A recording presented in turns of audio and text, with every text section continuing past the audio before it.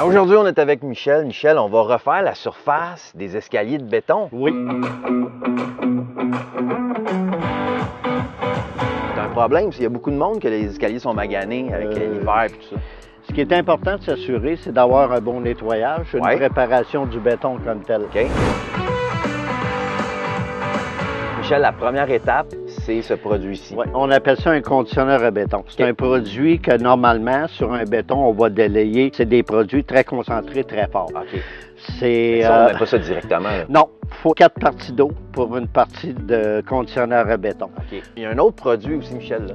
Oui, c'est un préparateur de surface, c'est un biodégradable. Ça va faire la même chose que lui? C'est similaire. La seule affaire, c'est qu'il faut faire attention. Normalement, si on a des ronds d'aluminium ou quoi que ce soit, bien important pour que ça soit bien protégé. Lui est moins fort. Oui, on suit les recettes directement au point de vue d'installation. Normalement, on va recommander soit de le mettre dans une chaudière, puis on délaye selon la recette qu'il y a en arrière. Moi, je te parle de 4 dans 1 comme tel. Puis de prendre une brosse à plancher, les brosses rigides. Oh, oui, les grosses brosses. Puis de le tremper directement dedans, puis venir brosser, laisser travailler une période de 15 minutes. Après ça, c'est de laver avec une machine à pression. S'assurer qu'il n'y ait pas de produit directement sur l'aluminium ou sur du PVC si ça n'a pas été rincé. Exact. Il faut l'ôter, puis on laisse sécher super longtemps. On laisse sécher une période de 24 heures. Et après ça, quand on a fait tout ça, là, on est prêt à on va être prêt préparer les enduits à préparer. On est prêt de commencer, là. On a tapé comme il faut la surface. Oui. Protégé comme il faut. C'est bien ça. Là, pour commencer, on le produit. On a du 6 kg puis du 12 kg. Dans le contenant, à chaque préparation, on a 2 sacs de poudre à l'intérieur. OK. Là, tu fais tes mélanges avec ça. On fait les mélanges avec ça.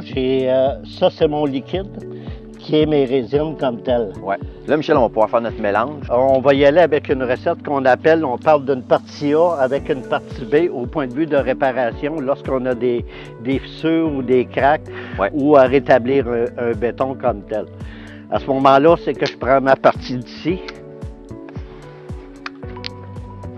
Tu vas être capable, Michel? Oui. Non? OK. C'est pas une bière, hein? Tu vas avoir plus de misère à l'ouvrir. Je suis pas capable de l'ouvrir, Michel. Pèse dessus. Je suis vraiment pas capable. Je force puis je suis pas capable. Ah! Excuse-moi. OK. Le produit, moi, je conseille de le mettre directement dans votre chaudière. Le mot complet. Je prends la partie B que je vais insérer directement dans mon liquide, ce qu'on voit ici. Oui. Fait que c'est de mélanger ton produit qui donne la consistance d'un crémage à gâteau. Ouais. Fait que si j'ai des réparations ou des imperfections à faire sur mon ciment, je vais y aller avec cette recette-là. Je comprends. L'autre va être un petit peu moins L'autre, on va délayer 2 parties comme ça ici, dans le contenant, avec un sac de poudre. Ça, c'est tout marqué sur les instructions. Oui, tu vois ici, j'ai des fissures. Mais là, c'est une fissure en surface. Il est en surface parce qu'une fissure qui est frayable, je ne réglerai pas le problème. C'est pas un plaster qui va venir régler si ta plateforme travaille comme telle. Exact. Fait que donc, ils sont en surface. Ce qu'on fait, c'est que je prends mon produit, puis je le mets directement en montant, je trouve à le remplir. On va avoir un autre produit par-dessus ça après? Oui, qu'on appelle le produit taxinable lorsque je veux mettre de la couleur. C'est que les gens, quand ils font le balcon, ils vont mettre une couleur. Fait que ton balcon, ça fait partie intégrale de ton balcon comme tel. Puis dans l'enduit d'acrylique, si on parle de la couleur, j'ai un sorte de silice à l'intérieur. Fait que s'il y a des mini-imperfections, il va le colmater. Il va le remplir. Fait que tu le mets le plus lisse que tu peux, puis après ça, tu peux le corriger. Oui. Michel, on est rendu à l'autre étape, c'est-à-dire que là, l'enduit est beaucoup plus liquide. Le polymère tout usage, lui, au moment qu'on le délaye, on met normalement 35 de ciment à l'intérieur pour le mettre plus liquide, pour être capable de l'appliquer au rouleau. Fait que ce qu'on fait, c'est que je fais mon mélange. Un coup qui est mélangé, j'ai une consistance de yogourt à boire. Comme du yop un peu. Ouais. Fait que je retire directement et j'installe mon produit dans une panne à peinture. Bien important, tapez votre brique ou votre revêtement avant.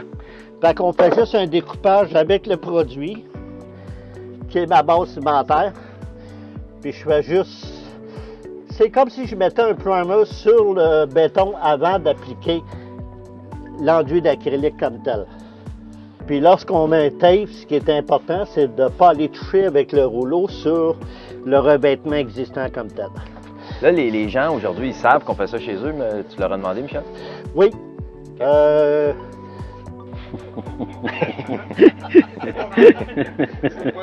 Madame va faire le saut si t'es là et t'es en train de peinturer. L'avantage qu'il y a, c'est que vous faites votre base cimentaire. Si jamais votre base cimentaire est faite, normalement, 1 heure après, quand c'est une application rouleau, 1 heure après, on peut marcher dessus, il n'y a aucun problème. S'il fait beau. Des conditions comme aujourd'hui, c'est parfait. Oui, quand on travaille avec un 15 mm sur du béton, sur des planchers. Ça, c'est important. Là. Oui. C'est un rouleau à poil court en C'est général. ça. Comme ma barbe, c'est un 15 mm. Oui. C'est la même affaire.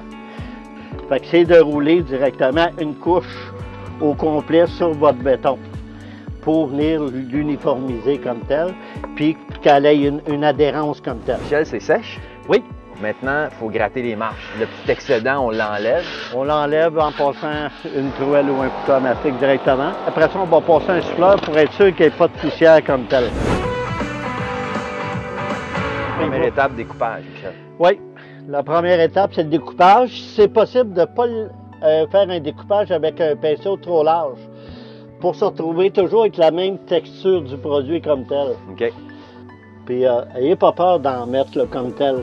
Fait que j'ai fait mon découpage. À ce moment-là, Réal, je vais te demander de faire la section d'ici. Parfait. C'est toujours 2 couches. On roule sur un sens, puis on roule sur l'autre sens après. Ça peut être bon combien d'années, Michel? Écoute, normalement, là, on va remettre par après, un coup qui va être sec le lendemain, on met 2 couches de scellant en base d'eau qu'on appelle du mètre 30. OK. C'est au point de vue d'entretien. Normalement, on recommande aux 3 ans de remettre du scellant dessus quand on s'aperçoit qu'à cause des feuilles mortes ou quoi que ce soit qui tâche.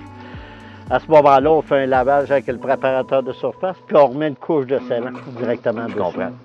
Si vous avez des questions sur les recettes ou les étapes, vous allez sur texnov.com.